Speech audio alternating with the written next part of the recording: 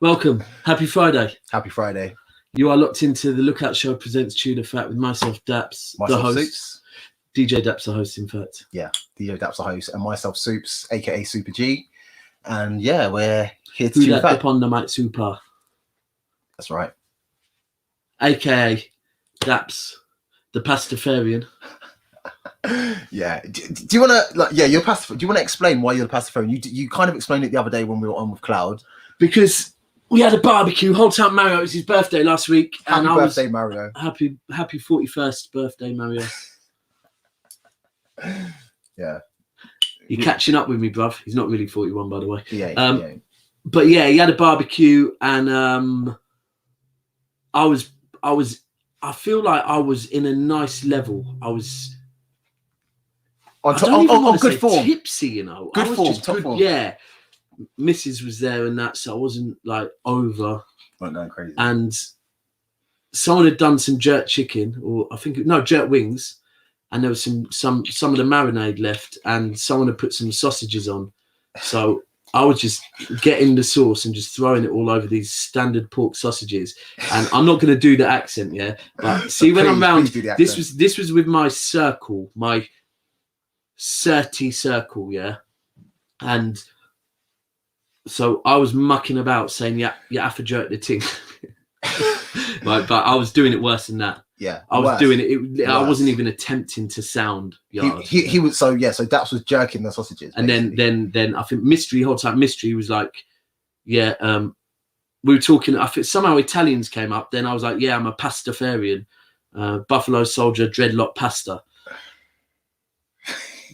It was funny at the time, innit? It was funny. You know, sometimes you have to be there, innit? You have to be there. But no, yeah. I vouch it was funny, man. You know what? That barbecue. Yeah. You know when you come to something and you're not there, you know you're not going to be there for the full length. Yeah. So it's always the time that you're there, you make it count.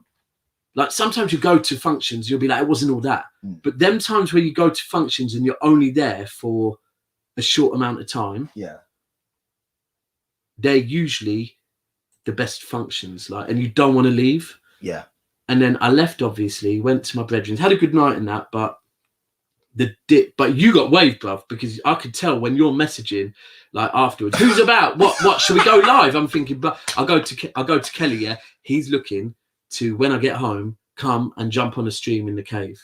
But anyway, yeah, I was finished. We have a guest. So it's Tudor Fact. This week is drop-in sessions. I'm going to do a drum. Hold on. Hold on.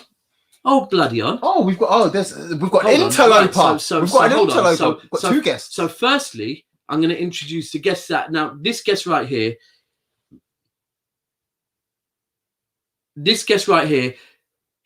we ideally want him in here. I want him in here to proper catch a vibe. We've never actually met each other yet, yeah? But for me, when I talk about the hosts on Never a Foul, this guy is my favorite, yeah.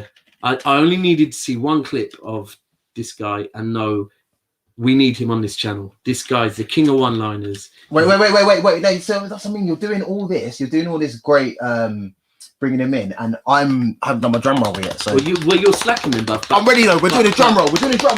I've from the minute I saw him, the one-liners are sensational. We're going to discuss some of them. He's a cool dude.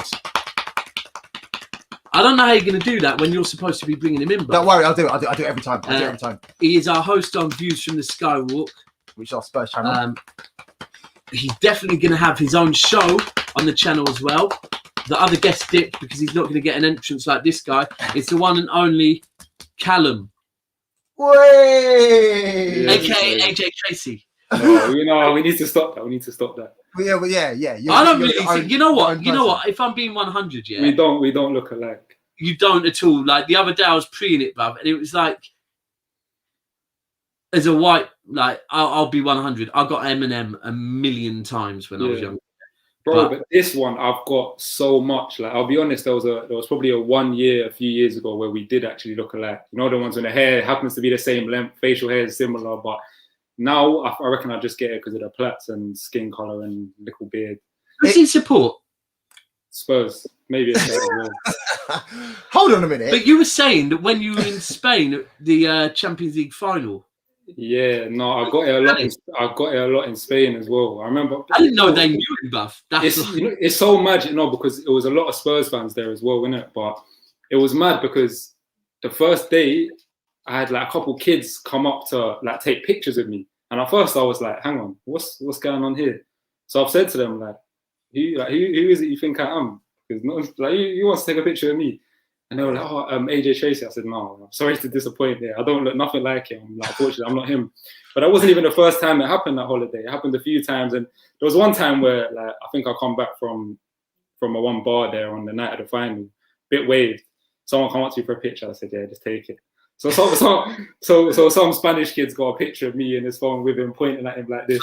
That's on their wall. That's on their wall enlarged. Do you know what? But I was going to say, Yeah. honestly, have you ever used it to your advantage? Yes. Quite the opposite, you know. Quite the opposite, because it's funny, yeah. Because see, when like college days, especially you get like college girls or like going to his concerts or whatever, and it's funny because the man then would always say like if they was chatting to a girl and they like she was at his concert or followed him, they were like, "No, we'll leave this one for you, bro. We'll leave this one for you." But then it got to the point where it's like I don't want to get gal off another man's name or someone else's man. I hear you on that one. Yeah, it wasn't really my thing. So. We got a friend who he's got a lot of tattoos and stuff. Oh yeah. He's got a lot of tattoos. And associate. Friend, associate. Yeah, you know, he's good people. He's like good people to us, and he kind of looks like Tiger. Mm-hmm. And like literally, people like I remember when we were in Marbella, people were just coming up to him, just, "Oh, let me take a picture as well." Like same situation that you were in, taking a picture and stuff. And obviously he doesn't. When you talk to him, he doesn't say that he is him or doesn't say that he looks like him. Like he acknowledges it. Obviously, he looks like him. A little bit. Loves it, innit? He loves it. He loves it. He loves it. And obviously, if he gets benefits from that, then I'm sure he'll take it. You know, but he's good people. Even my brother. But my brother did use it to his advantage. My brother looks a bit like Abu Dhabi. He used to play for Arsenal. Yeah, Arsenal. Yeah. Well, He had a good season, you know, that one Champions League run. A good season. That's what I mean. And my brother coaches football and stuff like that. And he was in America. He was living in America, and he'd use it to his advantage. He'd pull out a picture that he had printed out, from printer in color of Abu Dhabi. And he'd go up to American bouncers and be like, I'm just out with my mates. Obviously, like our team don't know that we're out. Like we're here for like a training session or something. My team don't know we're out. But is there anything like you can do? Like, can you like? But we need to stay away from the cameras. We need to like get in, like backstage. Not backstage. We need to like use like secret doors and stuff like that. We need to get in and out without any hassle. And the American bouncer's like, "Oh yeah, no problem, man. Yeah, we'll hook you up, man. It's great." So he used to like get in, get tables, all this. People thinking he's Abu Dhabi. No, you know what? Yeah, the one time I did use it to my advantage is I was at a Spurs game at the new stadium. Yeah. I think it might have been. I don't know if it was the first Prem game, but we was playing West Ham. Ended up losing, but I'm at the bar at half time now, and then the guy behind serving the drinks is like, "Are you AJ Tracy?" I was about to say no, but I was with my boy, and my boy behind was like, "Yeah, come on, of course you know who he is. What? Come on, get him a drink on the house." And the guy, he's like, "I wouldn't normally do this. Like, I might lose but yeah, come on for you." I was like, "You know what? I'll take a free pint. Why not?" No, that's it. No, wicked. Yeah. No, that's you have to sometimes. You have to. I haven't got any lookalikes, unfortunately. I think I had a loose lookalike way back in the day, and it's literally nothing. Literally, we were both dark skinned. I went to Wireless Festival, and somehow I got into the VIP area. Don't even know how I done it. Mm-hmm. Had these glasses on, you know, the Wayfarers had them on, and Rita Ora was there. Jeez. And hold tight, Rita. Yeah, hold tight, Rita Ora. So people were like taking pictures and stuff like that. And then I went over to Rita and I was like, "Oh yeah, can I have a picture?" She goes, "Hold on, don't I know you?" And I said, "No, I don't think so. I don't think you do." And she goes, "You're not Patrick." I said, no, I'm not. Who do I you would have think? said Patrick Bateman, Van Aanholt. I'll be whatever Patrick Rita Ora wants me to be, bro. And I was like, who do you think? And she said, she goes, like seriously, let me take a picture as well. Your spit of Tiny Temper. And I was like, I'd never heard that before. I'd never heard that. I was like, what? I don't see it. Listen, I don't see it at all. But yeah, but we took a picture and stuff, and yeah, no, it was funny. But then when I put up the picture, other people were saying it on the comments on my Insta, and I was like, what? So then I kind of started to believe it a little bit. I was like, oh, I look a little bit like Tiny Temper. I definitely do not look like Tiny Temper. That's who are your lookalikes? I'm vexed right now, you know. Why? Why is that? Why are you vexed? What? Silence. You know what? It's cool. It's cool. I'm gonna hand you the phone, yeah, because I'm not gonna. I've asked the guy to jump back in, but he won't. Oh no. So yeah. So big. No. Okay. Don't. Just read that message and understand why I'm vexed, right? Okay. I'm not gonna say it, but to the person, I don't know if you're watching this or not, yeah. However, you know me, right? You know me well enough to know that I wear glasses. When I don't have my glasses on, I cannot see nothing. So whoever was in, I did not know until I got that message, yeah? And they're taking that message personal. When I said you're not going to get an intro like this guy, the man's messaging me saying that deeply hurt him and blah, blah, blah, blah, blah. Like, bruv. Anyway, my lookalikes. Like I said, when I was younger, I always used to wear a hoodie and have it up. I used to get Rabbit all the time because it was like 8 Mile time. Oh, yeah. Be Rabbit. Yeah. Apart from that, I'll be 100 with you, actually. This one I hate, yeah? This one I proper hate. And it's not a lookalike, but when I was younger, I always, because I was a white DJ, hip-hop DJ. Who do you think I got? No, I'm not Westwood. Yeah, but all the time. No, see, that's lazy. Exactly. So I was white DJ that played hip hop. I just got Westwood. Yeah, that's lazy. One funny story about Westwood is one time, yeah, I don't know if you'll remember this, but all of a sudden I got a message on my phone like, "Hey, baby," and I was like, "Who's this?" And then he was like, It's Tim. I'm going to text as if I'm you. All right. Nah, bruv, don't. No, because you're going to be nice. I'm not in a mood to be nice. Like I've explained to the person how I am so many times. For him to say I need to watch it back and whatever's dead. He knows me. I'm bored of explaining myself. I don't disrespect people like that. So there was no disrespect. It's bants, man. So so I got "Hey, baby." So I messaged back, "Who's this?" And it was like, "It's Tim," right? So I'm like. Obviously, I can't lie. He does need to allow the baby thing. So yeah, yeah, baby. So at the time, I'm like, we've got a veteran called Tim. So I'm like, what, new blower? And he's like, no, you gave me your number after the dance on Saturday. Then it clocked my girl at the time was at a Westwood dance. So I've messaged her saying, did you give anyone your number on Saturday night? And she's like, who? And starts cracking up down the phone. And she goes, oh my God, has he messaged you? And I go, who is it? And she goes, it's Westwood. He asked for my number, but I didn't want to be rude. So I just thought this will be bants. I'll give him your number. That's brilliant. Yeah. Big up Westwood though. Big up Westwood. At times I was like, do you know what? I'm not hate on that, but it was bare late. But you know them lazy ones. Like them lazy ones where it's just like people, especially people my generation, they love to disrespect him because of the way he talks and the way he acts. But if it wasn't for Westwood, a lot of them wouldn't have careers right now. Oh, fully. Yeah, I've got nothing but respect for him.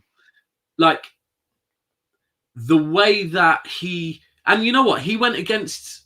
He had it hard, man. Like real talk. Like I'm not saying he had it hard growing up because he probably didn't, but he had it hard going into that scene as him and. Like, my dad got shot because of it. Like, come on. I remember. And still kept riding. Like, realistically. So I think I was there at that year at Carnival where he did get shot at Notting Hill Carnival. And obviously he's 63 years old now. He's from. Is that old? He is. Yeah, 63. He's from Lowestoft. Is that where he's from? Lowestoft? From Lowestoft. I think his dad was a reverend. For that reason, I thought he's from Oxford. I did not know his dad was a reverend. No, I knew his dad was associated to the church, but I thought he was I thought because you said reverend, I just instantly was thinking Oxford or something. I don't know what. But but he was like the levels of respect. It's funny because when I first started mixing hip hop, it was like when Westwood was at its peak, and like kind of around the times of what tunes like Nas I Can, Nothing, Noriega, yeah, Banned from TV, that era, and Super Thug. The love that Westwood got off of Americans was insane. Like Mr. C and that. Mr. C, Funkmaster Flex. Yeah. But then all the artists ultimately. Hi, Joanne. All the artists that came to England, like they were coming because of him. And ultimately he championed rap. Like without Westwood, we wouldn't have had the rap wouldn't be where it is right now in this country without Westwood. And actually, he still kept it real because he was always rap, but he would still give grime that little bit of love and drill that little bit of love. But he's still rap. But I'm not a fan of Charlie Sloth. Yeah, Charlie Sloth's a bit different. But for me, I got nothing but respect for Westwood. I went to one of his events last year, the year before in Birmingham, and he gave man proper VIP treatment. Like we was in the when we was in the queue. It was probably Tracy, that's why. No, it was probably because I was with two of my female friends in it, both very pretty girls, and he was just like we was at the back. Was at the back of the queue. He was like straight to the front. He said, get inside. And like, I'm a man that I don't really even get into clubs more time. I've been turned away from way more clubs than I've been let into. So serious. We got Westwood still. But the other thing with him, see, for me as a DJ, the one reason why I massively respect Westwood is that when you look at the art of a DJ, right? For me, like if you're a DJ like EZ who can mix so tightly and so quickly, yeah, that's our era, right? I don't know, but the guy can mix tightly and quickly, yeah, and so the vibe is insane. But there's a lot of DJs that try and make it about them and long out mixes, and when you long out mixes, you kill the vibe of the club because, like, realistically, I always worked on this rule that, like, you should really, when a tune drops, people are gassed. They can hear the first verse, they'll still be gassed, and then the chorus. Now, unless it's like Rick Ross and the second verse is Drake coming in, yeah, then by that second verse, you need to switch it. And you need to switch it to a song that will have a bigger impact than the last song, right? Yeah. It's like, whereas a lot of DJs will be like, oh no, I'm not going to drop rhythm. I'm going to do long ass mixes and kill out the whole vibe of the dance, right? Trying to perfect the art of DJ. Whereas Westwood, like Soups, Westwood parties, how turn are they? Sensational, like, sensational. Like, it's an event. When you go to town, it's an event.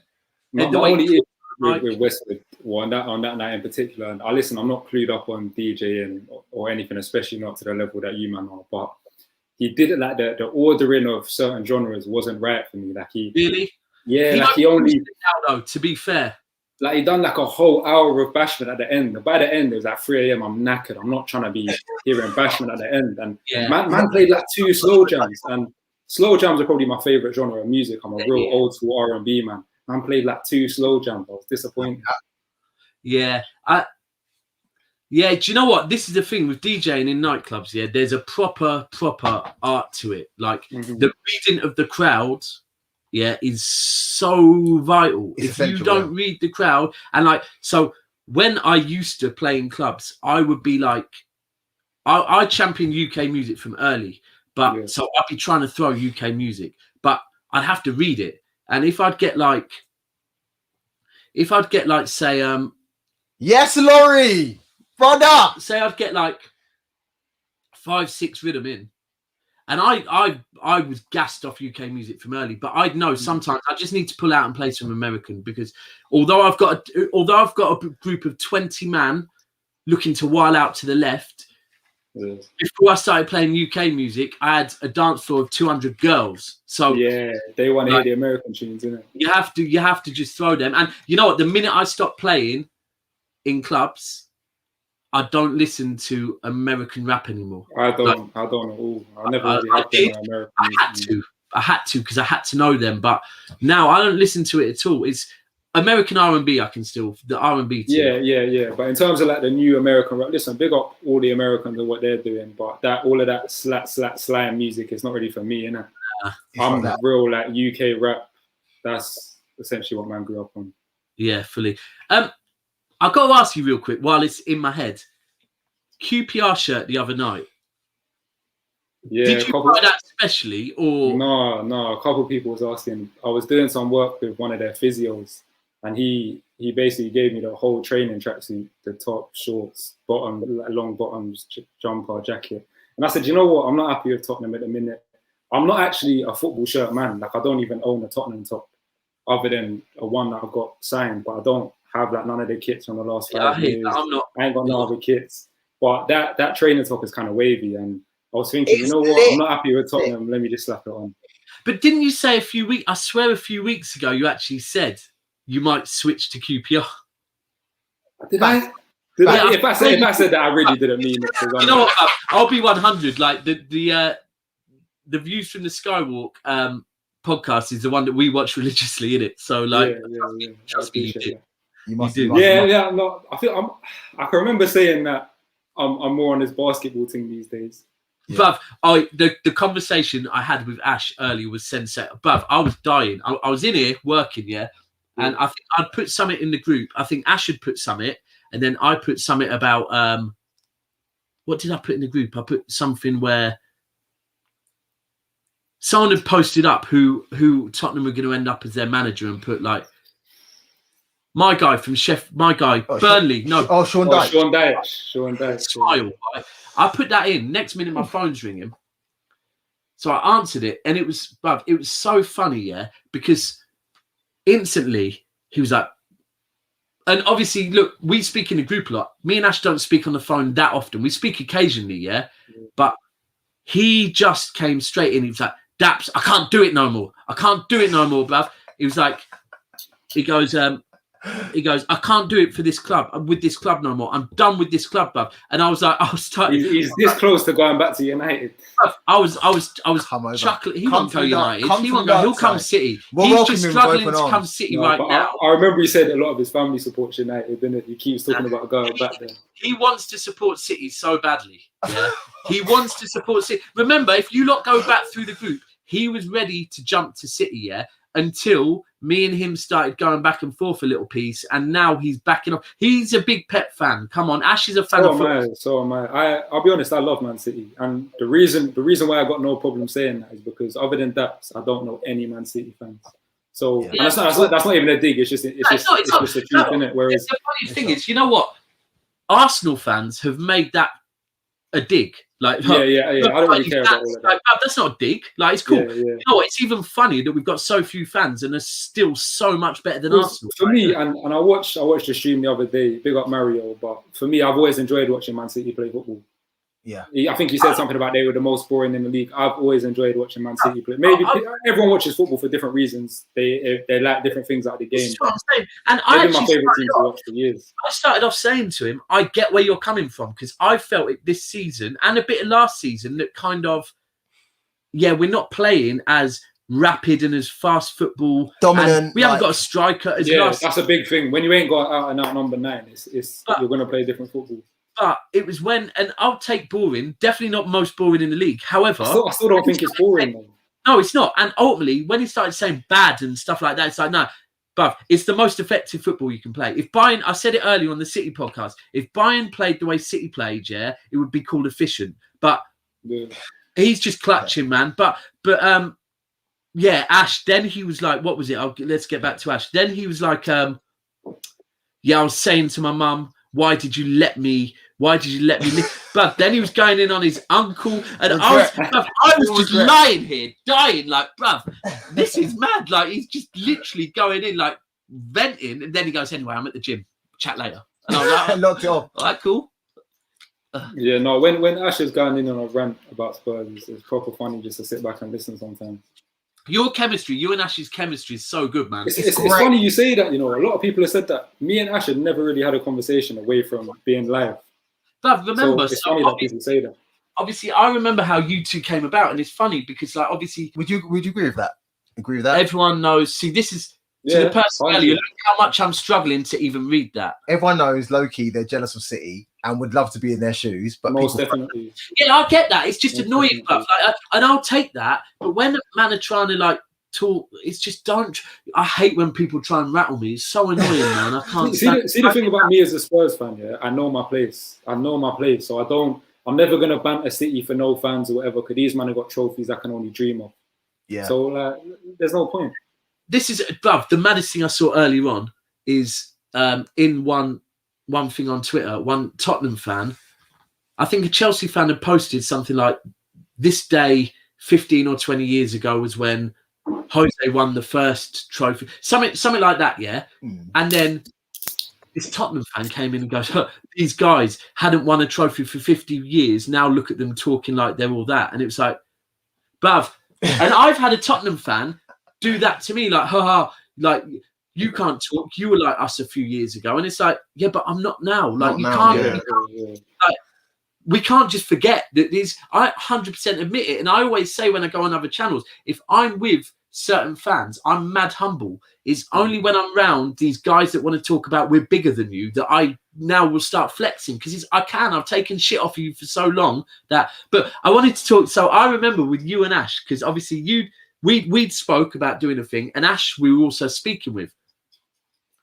And then we were like to Ash, I think we had calls with both of you, and like to both of you, would you do this guy?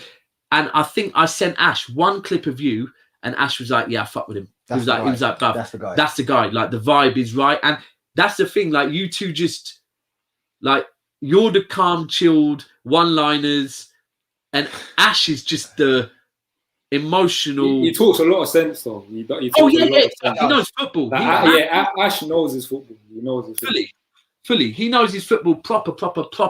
But I think that, and that's why there's no one that I think that, and actually when we look at all the channels, your channel is building so nicely. When you look at the views, it's just consistent. It's very consistent. You're building these regulars that just like, and they're regulars that I don't know. They're not like one of the man that's watching. Yeah. These are people that are just like. That's one of the biggest things for me, is that, because I don't even think you might know this, but I had a podcast. What even got me into this whole idea of podcasting was years ago. I was in the studio with one of my boys, and he was meant to be recording a song, and then we ended up just having a conversation. I think he had an argument with his missus, and he was venting to me about it, and he was in there stressing about, oh, she's going club tonight after you've had an argument. He was just in there stressing about a bag of things, and instead of even recording the tune he was meant to, we ended up talking for like a couple hours. Before we knew it, it was late, studio time done, and we said to each other, if we recorded that conversation, that would have been a great podcast. And this was like 4 or 5 years ago, where podcasting was nowhere near as big as it was now, wasn't it? We ended up getting another boy involved, recorded a couple episodes, but there was never in the studio. It was like after a night out in someone's garden with a phone, voice memos. And long story short, we never really uploaded it. I think we was going to, the first lockdown. But then that we was going to upload it at some point in the first lockdown. But I remember going on Instagram and just seeing a bag of like people doing podcasts. There was everyone and their dog was doing a podcast. I was seeing like, you get them little promotions, and it's just them just on a sofa talking about whatever. And we thought what we was planning to do isn't really a niche anymore.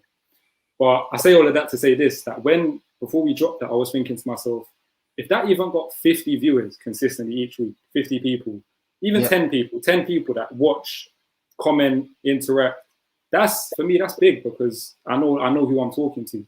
And then the way this podcast has developed, I've met people, not physically met, but spoke to quite a few people through it. I know who I'm talking to each week. That's what makes it so much more enjoyable. Yeah. That's the thing with, ultimately, like before, because we started Never Foul ultimately because of Ty, because like me, Soups, and my circle had spoke about doing a podcast for ages. Yeah, we had, because I've had this built since like a couple of years, but it didn't have the sofa and whatever. This, we used to just come out here. I had a corner sofa from my flat when I was younger, a fridge, decks, and a TV, and we just come out here and vibe. Yeah, literally like a chill out, like nice vibe. Yeah, and then last January we'd been speaking about doing, like, do you know what? We should get some cameras and just go live. And like, if we're talking about music, we're talking about music. If we're talking about boxing or football, never really came up. It's more music, boxing, or UFC, right? Because they were the things that I fully interested, fully invested in. Yeah. And then when lockdown was about, I think last January was like, before we knew about lockdown, I was like, you know what, we're going to do that this year. We're going to do that this year. But it kind of, so we got this done. But still, 6 months we didn't do nothing, probably because of lockdown and people couldn't come around and whatever. Yeah. Then Ty hit me up and was like, "Do you want to do?" Because he knew I had it and was planning on doing something. And was like, "Yeah, do you want to do a football thing?" So I was like, "Yeah, let's do it." But obviously, I'll be 100. I watch football. I don't live football like Ty does. Like, I don't. I've got more into it since we're doing Never a Foul. But for me, I watch Match of the Day. I watch Manchester City. That's it. And like, if you go back and watch some of the early episodes, certain players get mentioned, and I'm just like, that's how you got a clue. I'm out. I don't even know what you're talking about. I'd just be sat here each week. I'd get a different liquor and try and get whoever the guest was waved. Like, that was how it. Like, my whole thing was, Ty, you bring guests, I'll get them waved so they're comfortable and feel comfortable where they can just start talking. And that's why eventually Chew the Fat for me is just, this is normal. Like. Like, and I always say with anyone that haven't been on the camera for 2-3 minutes, 5 minutes, maybe, you'll be aware there's a camera there. Then you'll just like a conversation. Then you'll forget there's a camera there. Well, I don't think I ever look at the actual camera, because the camera's like. Oh yeah, you just made me look at it now for the first time since I've started this YouTube thing. I do it for reaction sometimes. I like Daps will be saying something, I'll be like. Soups, your facial expressions on Chew the Fat kill me, especially when it's you see the late night ones, when you can tell you're a bit waved and someone might say something questionable, and your facial expressions to the camera. I'm just like, Bav, listen, the one with Semps was the best for me, because it was the worst for me. He was so waved, and I clocked it, and because Semps was a guest and Soups was in front of the guest near the camera, I was watching him thinking, you're moving bare weird, bruv. You're doing weird. You're agreeing with him over stuff that I know you don't even know what he's talking about. Your hands are yours, and I was thinking, you're gone, bruv. Like, I couldn't hear a word. I literally couldn't hear a word. And I was just there like. I knew he just felt so. Imagine you're this close to a camera, knowing the camera is on you, and you're smashed, bruv. And I was, this guy. Listen, I'm being genuine when I say that this is actually my favorite show on YouTube. Because since like I started the Spurs thing, you see, I don't know about you, man, but when I started making content, I stopped watching it as much because you're so especially when you're so used to talking about football on camera, you don't really want to listen to other people do the same thing. So since I started, I've only been watching other guys on this channel. Like every now and then I'll tune into something like the Trafford Tunnel or something. But Chew the Fat is what when I see Friday night, if I'm not doing anything, I'm locked in. See, for me, like, thank you, firstly. Yeah. And that really I love that because I know we're on a similar vibe. And eventually, I have no doubt that you are going to have a show that's. I can't wait for your show. I can't wait. I've heard inklings and stuff. When we see, when in the group chat, you know, when certain things pop off and certain people get certain man don't get what we're talking about, right? I'll be certain man fully get, and certain man all of a sudden come alive. But what was I even going to say then? No, so I was going to actually ask you, like, for me, my favorite podcasts away from our channel, I love No Behavior. Yeah. Because there's not really an agenda. No format, really, is there? It's funny you say that because you see, I was saying that I started 3-4 years ago. So I started that podcast with two of my boys. This was maybe not to the same extent. Obviously, Margs is known in East, and like so, it would never have been to the same extent. But it was a very similar format, just 3 man from the ends, just talking whatever, telling couple stories, no rules, no direction, and that's why we felt at the time this is so unique because everyone our age is either maybe they're doing rapping or football, or no one's doing a podcast. See, 4 years ago, no one's doing a podcast.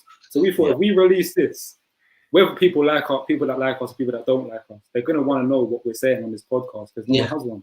But then obviously we were just procrastinating. Before we know it, everyone else has got one. We just thought there's no point releasing it now because it's just going to look like we just hopped on a bandwagon. You know what? The thing is, I find that realistically, people can come on and have agendas and have scripts, and not scripts, but like a structure to how it's going to go. But I bet you if we were to watch someone that had something like that, you'd know, and you wouldn't feel it as much. Like just watching three.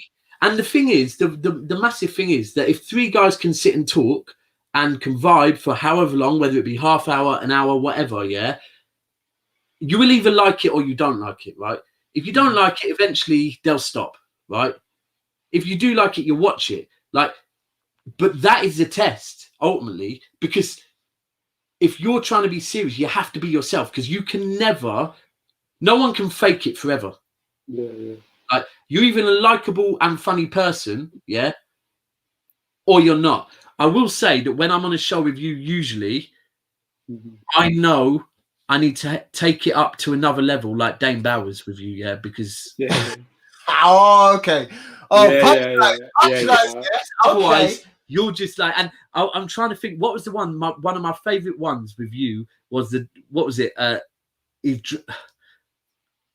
J. Cole. The J. Cole thing. No, the J. Cole one was cold, but what was the J. Cole one?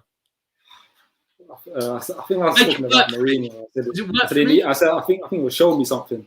Yeah, show me something. Mourinho, you need to show me something. The best one was the is something like dragging back something to do. Oh, the bull rolls. The bull rolls. More bull rolls than what was checking for testicular cancer or something. Yeah, no. But then, actually, the one that made me pay attention to you from you on another channel, and that one was sensational because you kept dropping. There was one episode on another channel before we started, and you know how you were the shining star, because it was a football podcast. No disrespect to the other people on there, everyone needs different people, right? But you kept dropping bombs, and you know how you know they're bombs because everyone else was like cracking up. It was like, to me, I was watching a star coming up already because the three people you're doing it with, it's like you were known this guy's going to come through and just give some sensational way. That podcast was interesting because I met them man at uni, and I went to university in Birmingham, and I've gone there now, and as Ty will know, I'm studying sports journalism. But the people on my course have obviously introduced to a whole bag of people that aren't really like myself. They're not really from. There was 2 men from London who instantly I could relate to. But other than that, the class was very much different ethnicities from places in London, like small little towns in London or whatnot. So people that haven't necessarily met someone like myself. So when I went there, I got a few weird questions straight away. People were maybe they're trying to relate to me in some way. Like, oh, you've seen Top Boy, innit? You've definitely seen Top Boy. Or, someone asked me if I was in a gang. I said, no, I'm not. No. But them three man were like semi normal. So I got chatting to them, and they was doing their own podcast. And then mutually they were like, yeah, you should hop on. And then I was on there for maybe a couple of months or so. And it's interesting because it's like, when you meet a different type of group that's not necessarily like your regular friendship group. So it was like I'm used to just chilling with the man them and ends, and then it's like now man's integrated into this in-betweeners type banter. Like, it's a bit different. So I enjoyed it for a few months, but it was, if I was to boss a joke on this channel, you man would more understand the context behind it and the meaning behind certain things. Whereas when you're from a completely different background, sometimes it's harder to make certain jokes. The thing that I see with you, Callum, is that I totally get that, 100%. However, right, and I think this is a bit of an issue sometimes with, not with you, but with society, is that I can see in you, that you are definitely open-minded enough to, and like you said, you had a good time with that. Like you probably loved uni because you're like, you know what, this isn't what I'm used to, but I'm going to embrace this because this is actually fresh. And actually, I would probably say, correct me, I might be wrong, but probably some preconceptions you had, you got over by being at uni and being around these guys, and you thought, do you know what? There was probably still pricks that made you. I'll be honest, yeah. I know everyone likes to say they're a good judge of character, but I genuinely believe I am, and it proves me right a lot of the time about a lot of people. So a lot of the preconceptions I did have ended up being true. Really? To some extent, but you know, it's just you meet people from all walks of life, and it's good lessons sometimes. I'm like, with me, I'm a. I was wrong then. I obviously I hate using this term because obviously it's got other connotations. I can be a floater sometimes, yeah. Where at school, for example, I could roll with the popular kids. Then the next day or at the next lunchtime, whatever, I could roll with the nerds, or I could then roll with even the goths. I can have a conversation with them or whatever. Yeah, I'll be relate. I can try. I think I'm similar to you in that sense. Yeah, and that's what I'm saying. I can chat to anyone. You chat to anyone. Yeah. It doesn't matter. Like even when I was when I lived in another country, my friends that I was rolling with, they weren't into football at all, but they were into rugby, they were into cricket, they were into Formula One. Yeah. And I had and even like EDM, unce music, yeah. I had no interest. However, 3 years later, I can have proper in-depth conversations with them because it's about being empathetic and understanding how people tick and not always pushing your personality into the group or on other people. So I feel like you are the same way. Yeah, he is. Yeah, I think that as well. I'll be 100. If I'm being 100, it's quite interesting for me sometimes because I think there is a certain side of some white people that maybe you guys may never see, right? Because ultimately they don't feel they can show it, right? But I would say that if they're not going to be, I'm a very themselves. good judge of whether a white person is racist or not, right? Because no, but for me, and do you know what? This sounds really crap because who am I to make that? But no, I know what you're saying. Like they will.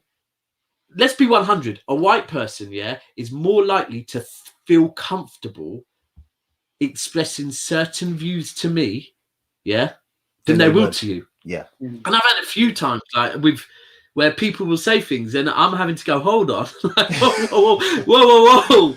Like, I don't know where you're like going with that. And like last weekend when I went to the bar after the barbecue, I was having to explain like a situation within my family that's going on, to one of my old school friends who definitely doesn't have a multicultural like circle. Yeah.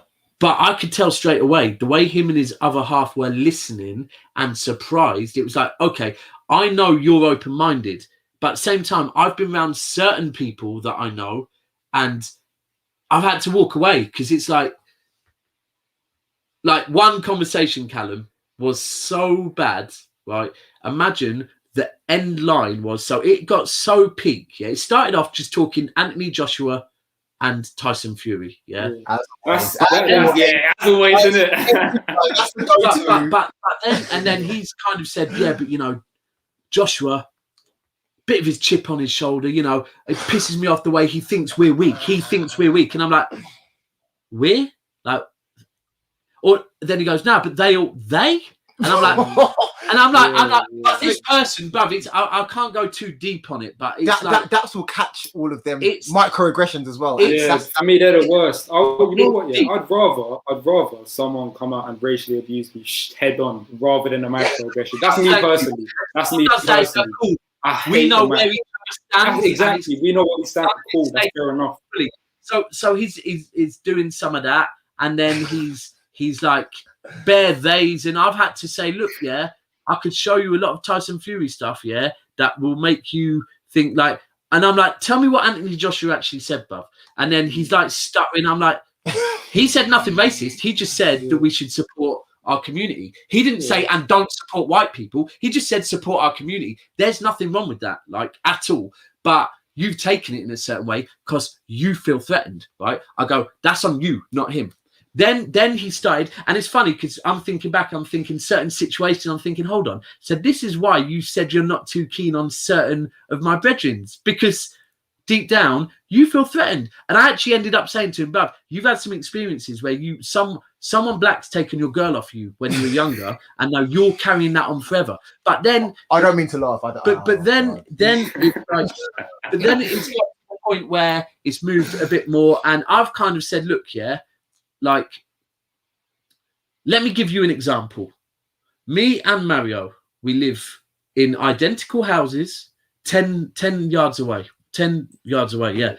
We drive similar priced cars, right? I can drive to the shop with my music full blast, tracksuit on, yeah, and I'll be back in 15 minutes.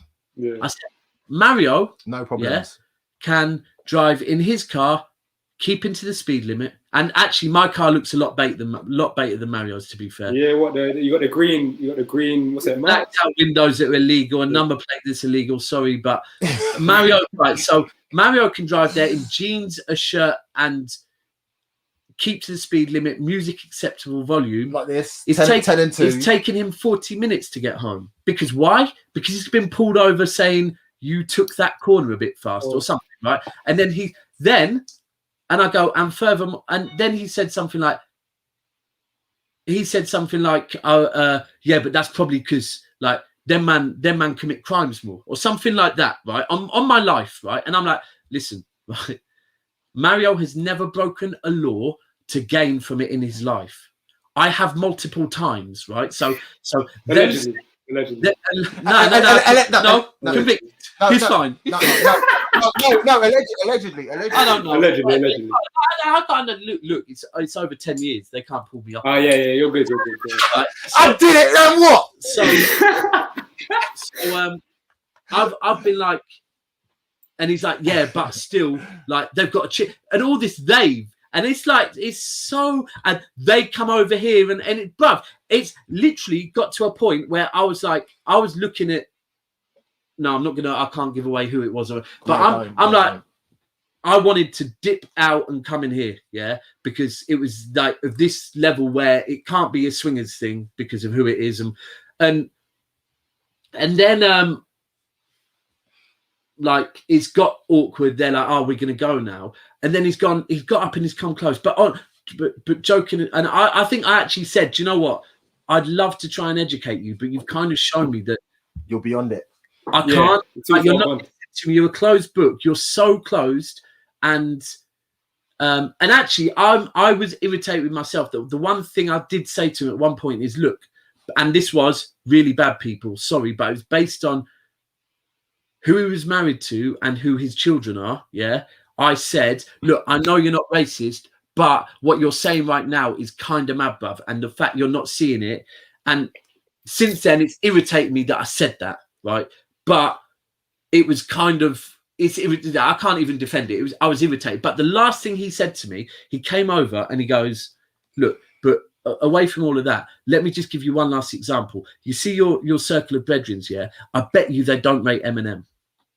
And I just looked at him and go, bruv, you know what? After the conversation we've had, the fact you have drawn for that, yeah? I was like, allow it in it. This is so mad, bruv. He goes, no, but seriously. I go, bruv, my brethren think Eminem is so talented, bruv. But honestly, the fact you've drawn for that, yeah. It shows your level of conversation, bruv. That it's just you've got all these preconceived. Some people are beyond even trying to educate or whatever. But you see how you were saying, you know, with you going to the shops and Mario going to the shops. Imagine I was in a situation a couple of years back. I was at the bus stop on my road, at the bus stop, holding my Oyster card in my hand. I was on the phone to my brethren, and a police car was driven past, and I said to him, "What's the odds that they spin round and just stop and search me for the sake of it?" They've literally gone up the road, spun round, come back. I was expecting a regular stop and search, it wouldn't be the first time. These men have run out the car, hands up. I've hung up the phone, hands up straight away. They've cuffed me without saying anything. They cuffed me, held me up against the wall. I'm cuffed. At this point, I'm scared. I know we're not in America. Like these lot, then it's not going to be as bad. That what they can do to me isn't necessarily going to be as bad. But I've said, what's like you've run out the car and you've cuffed me. I've not done nothing wrong. Like I'm at the bus stop. I'm about to go gym. What's the issue?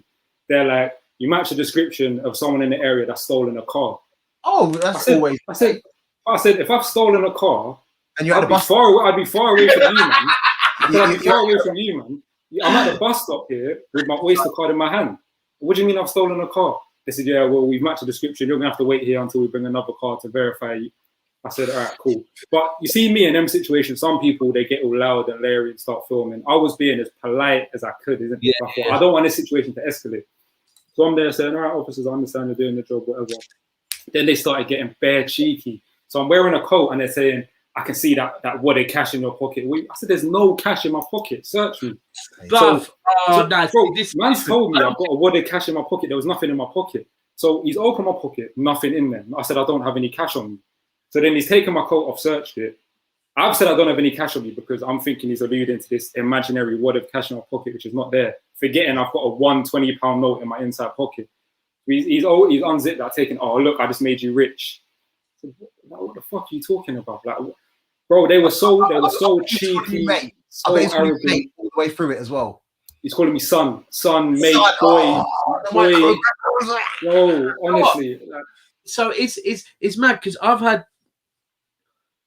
a lot of experiences, and one thing I don't want to do here is start going, do you know what? Actually, but as a white guy, because what about because what aboutism? But for me, if I'm being 100, I will probably, because if I look at timescales of it, yeah, I'd actually say that the more they got used to pulling me over with certain individuals, their reaction to me changed. Like, so at first I remember being pulled over one time and like them saying, because I was on bail, and they were like, pulled me to one side from the people I was with and look, I'm not going to say my government, but we know you're a good guy, but the people you associate with, and it was like, you know nothing, because like there's a pyramid and I'm higher up than the people you're talking about. So you know nothing, right?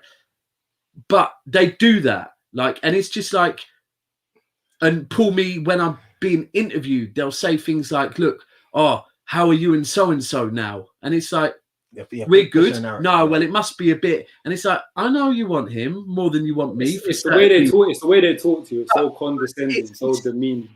It's like, there's so many times I could like pull him over, and sometimes like I'd be pulled over and I know what weed smells like.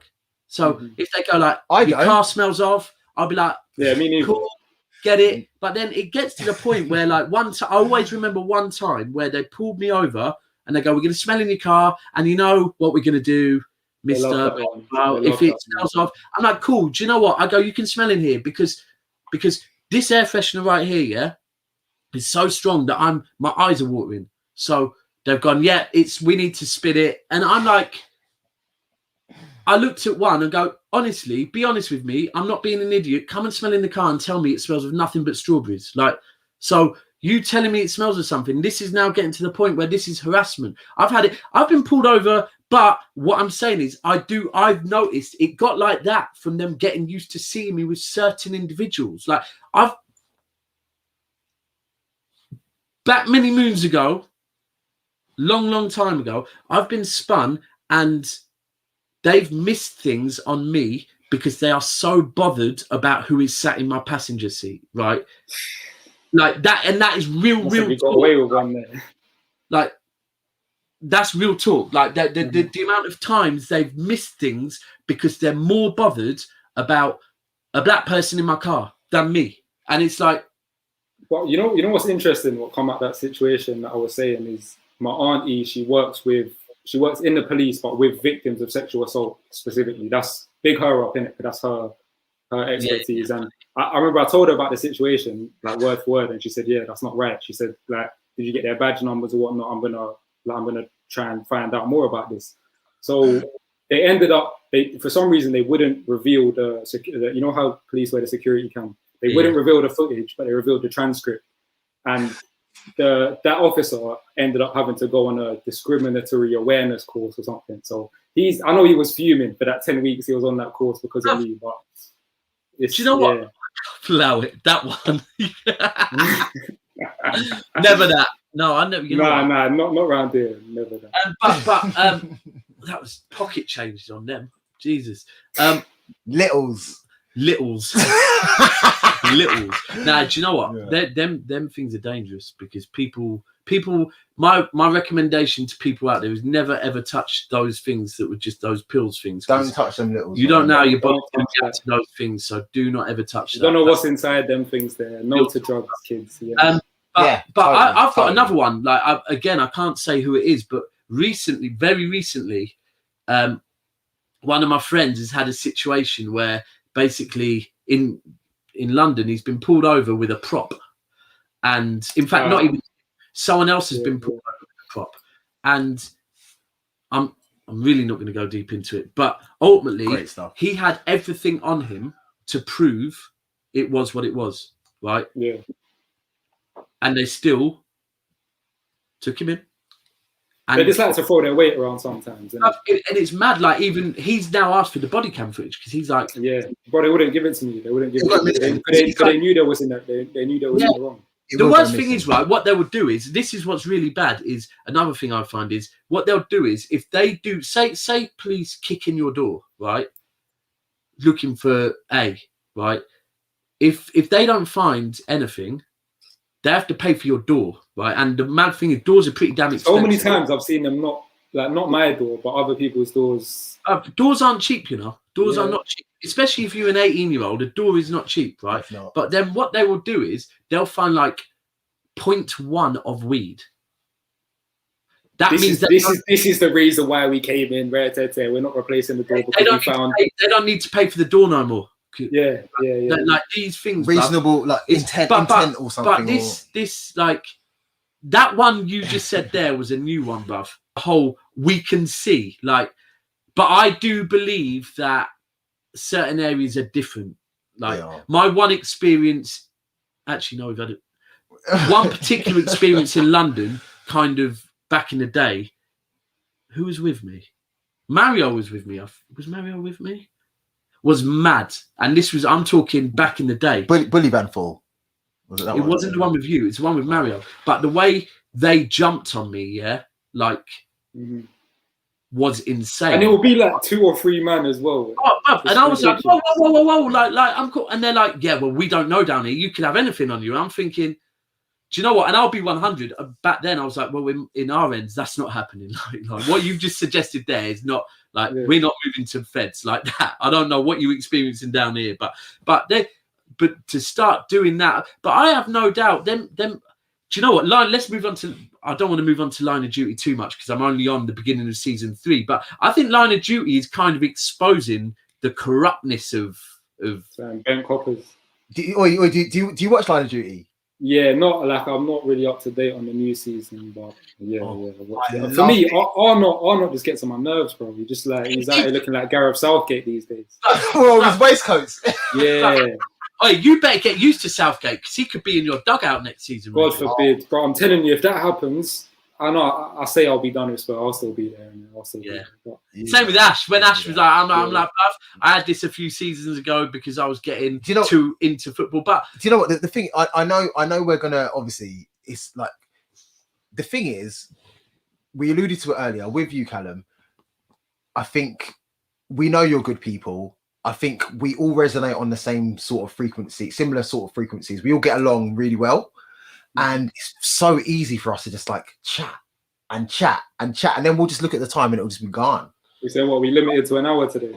No, we got radio in 45. We need half hour, so I reckon we got about 15. Then we can rush it. Yeah, so that's what I'm saying. I'm just making sure. Yeah, we've got about 15 minutes. Yeah, but we're really looking forward to getting into a proper Chew the Fat where we can actually like delve into.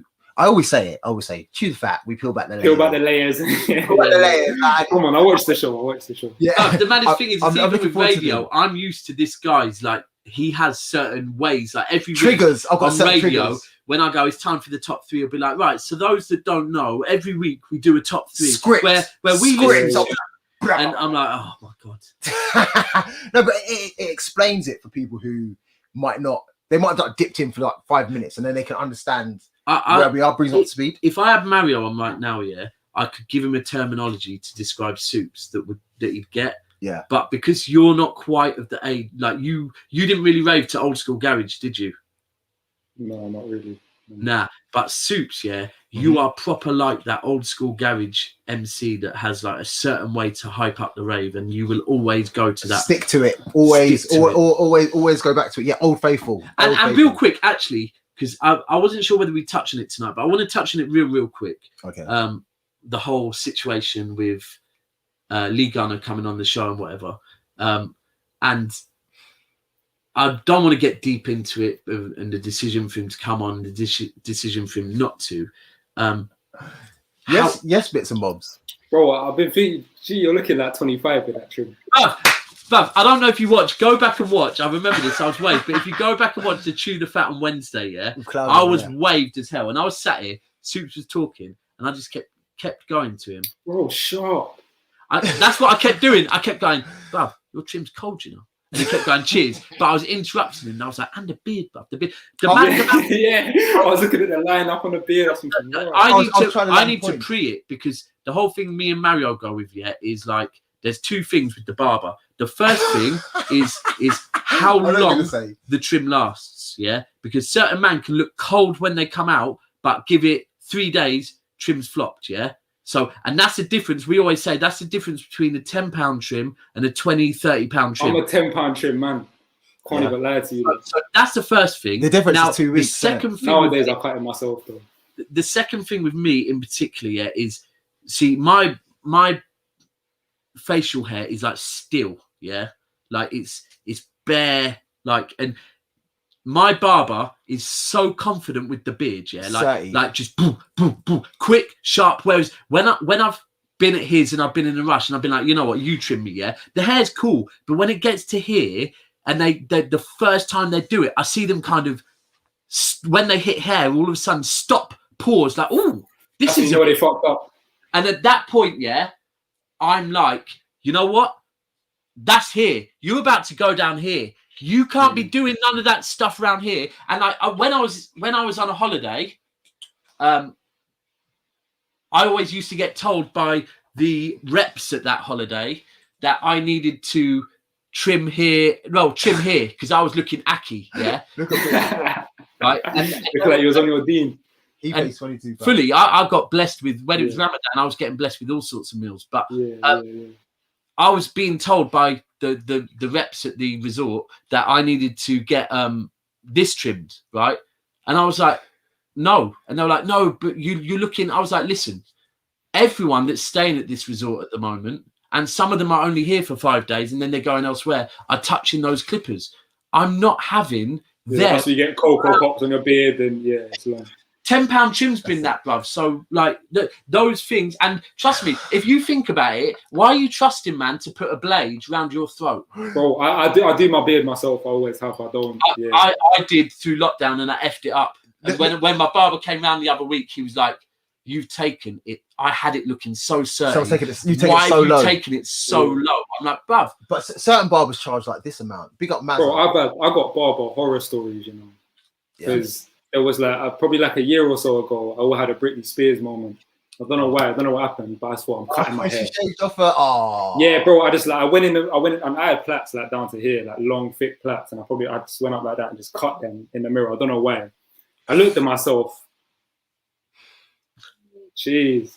I looked at Wait, the maddest thing is with our barber, real quick, is when he started, it was like, because he had this steam machine that would steam you while you're getting it. Yeah, so that's too much for me.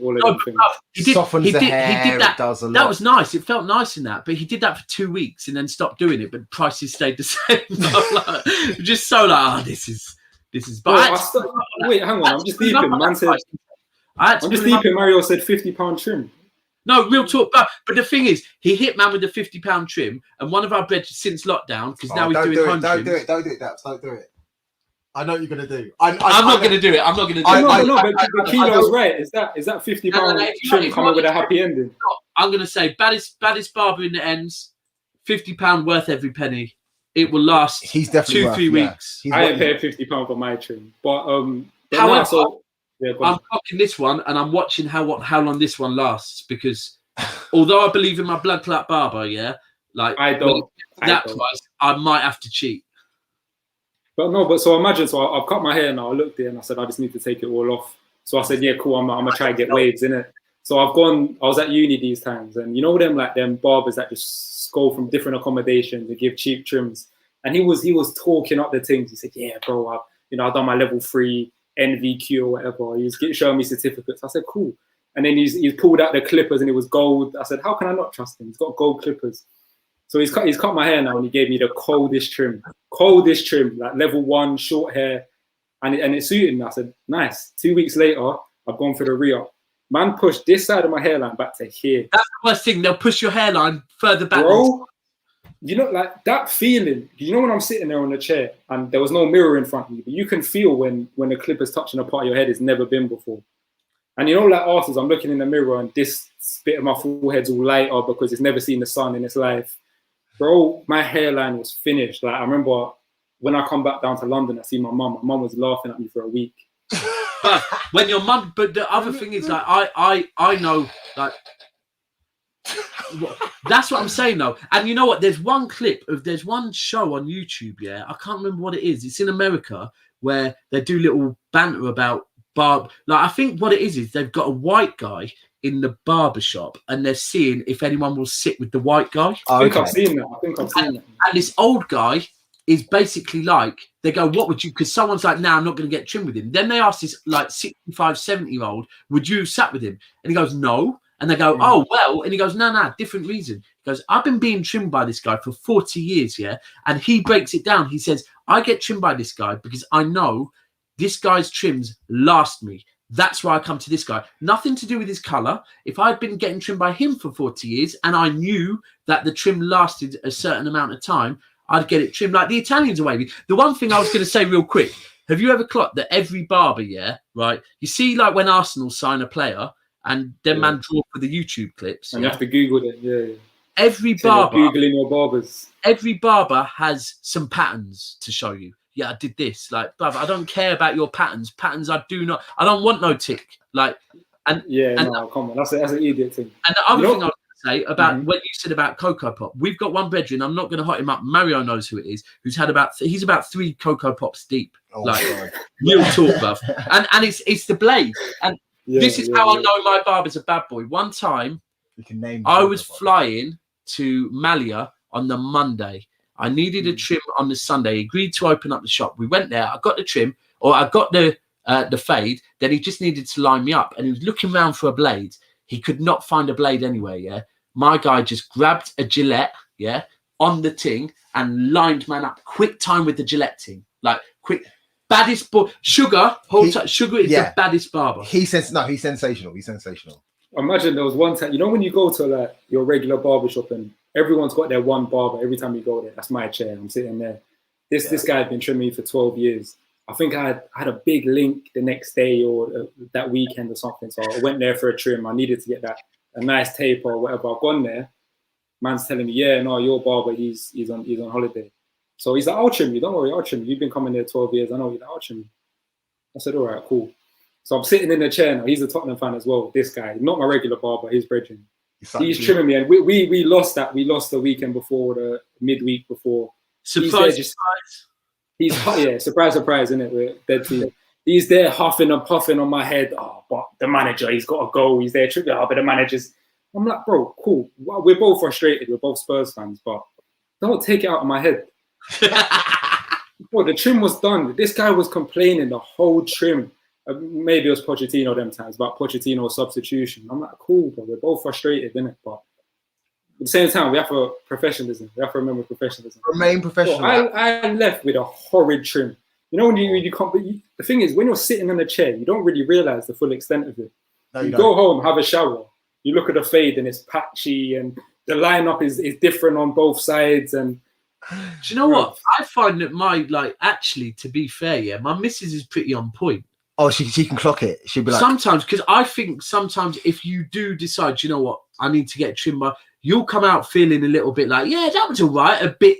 I'll come in. I'm like, what do you think? She'll be like, she'll pull man up. She'll be like, yeah, she'll say something like, your hair's fine, but the beard's a bit like, and I'm like, yeah, I know, but he was like, and sometimes I've had to say to people, do you know what, leave the beard? Because I just get, once I feel them starting to stutter, I'm like, do you know what? Certain people can do the beard. Allow the beard in it, like, because I'll just go out with a rago beard, but I can't have that. Yeah. There's, like my boy Fab, he, like, you know him, he, like, you see him and his beard is sensational. So you know he knows how to do beards. Yeah. Every time. So yeah, when you go to him, you know your beard's gonna get the beard's the one though for me, like real talk. The beard is vital for me more than my hair. Yeah, it is. Big up all the man that can trim their own facial hair, because this lockdown, if it's taught us anything, this you need to be able to make yourself, because no, do you know, actually, I will give shout out to Mario as well, because Mario, obviously he hasn't done his own, but I don't think anyone could do their own hair properly, right? But he trimmed his son, innit? He was giving his son. I saw in a group like, proper trim. Yeah, good shape. I'll be 100. If I'm talking my brethrens with trims, then it's Mario or Sumi. Like them, their fades are on point still. Yeah, they are. I'm not gonna lie. Mario will lie. I'm surprised when you spoke about getting waves. Did Mario jump in the comments? Nah. Well, that surprised me because I was ready for Mario to fully jump in there and talk about waves. No. It's a graft, It's a graft that I wasn't ready for. Listen, I don't know that graft, Buff. I know that graft though. I know that graft. I've been there, and that's why Mario, he did jump in and try to throw shade and said that my trim's going to last a week, basically. But that's what I'm not going to deny it. I'm right now. I'm here on Wednesday. I was like, Soups, your trim looks sensational. Right now, I'm like, yeah, your trim looks sensational. It's still looking good. 2 days in, yeah. Listen, for that barbecue, I need to get my hair freshly done. I need the fade, beard shape up, everything. We're gonna be doing like barber wars. We're gonna be like going around with a camera and be like, let's see the trim then. Now I'm doing it all angles. Now I'm jerking up some sausages. I'm doing some pause. Pastafarian thing. Like no apartments, strictly apartments, no homes, brother. Right? No homes, strictly apartments. So when Callum, when are we gonna get the quintessential chew the fat with man like Callum Cabs, where we can peel back the layers? I think like me and Callum are talking on this, and we proper wanted to hold out to do one here. Yeah. Like we proper wanted to do that. Shall we do that then? It all depends whenever I can fly up there. I can. Yeah. I mean, we got a couple of weeks. We got a few people lined up for the weeks. If not, man might just do it on the night of the barbecue. Yeah, I'm that day, the day after, you man ain't busy. Day after, I'm here from the Friday to the Sunday, so me too. I'm just over there because my thing is I'm a big convenience man. So if I know that I'm going up to Bedford for the barbecue, I want to make sure a few other things are patterned as well if I'm there for a week. Like what other things? I just want to make sure my stay is as comfortable as it can be. Hey, Bav, so what other things in Bedford could you possibly be trying to pattern, Bav? Big up Mario, just good food spots, innit? Make sure I got my meals. Good food spots, yeah. You on them things, yeah? It's not just white guys that want them good food things. Listen, I don't know what this guy's alluding to, innit? I don't know what this guy's alluding to. Listen, that's why I'm saying nothing. That's why I'm just like. No, it will be sick. But, sick though. You know what? It's been a wicked show. This is how it's going to be with Callum. It's just a vibe. Listen, part 2, I'm ready whenever, whether it's in person or. That's the thing. This isn't even part 1. This is part 0.5. Part 0.5. Yeah, this was jump-in sessions, and Callum's like come in, and we've just had like a wiki conversation. Yeah. But there's going to be a time when we're going to do like a proper show, Callum centric. Yeah, fully a deeper show, because I know. Like we spoke, Callum needs to get. We briefly went there just to show, but I know we need to get a lot deeper. 1000%. We will I've take seen you man talking in the group. You have to let me know where that is. We'll share. Trini Jerk spot is sensitive. But the one last thing before we go, I ain't mad at you, Paris. You know, I ain't mad at you. You won because you won. Oh yeah, it's cool. Yeah. It's cool. Like we showed them levels in it, so Well, when's the second leg? What's that, like 4 or 5 weeks or something? No, Wednesday. Tuesday. Oh, Tuesday. oh, Tuesday. Jeez, like that. Yeah. So Are we'll you see. doing another watch along? Tuesday. Oh, you know what? Yeah, that's political. Tuesday's my wifey night, so it's definitely not wifey night this week. You and wifey in here. Watch Wifey don't come in the cave. Like the daughter gets to come You're in. saying it's your zone, yeah. Nah, but daughter comes in here and gets a little bit, but wifey don't come in here. It's Never. not allowed. Okay. Not allowed. Fair Man enough. cave. Okay, yeah. But listen, Callum, thanks for joining us. Thank you so much. Thanks for having me. People, Anytime. if you're into music and you're not on social media, because we won't be on social media, please head over to www.mixcloud.com/The Lookout Show UK. That's right. We will be live from 10 o'clock with the best UK music. This is Chew the Fat. I've been Daps. I'll be Soups. That's been Callum. Catch you next week. Wednesday.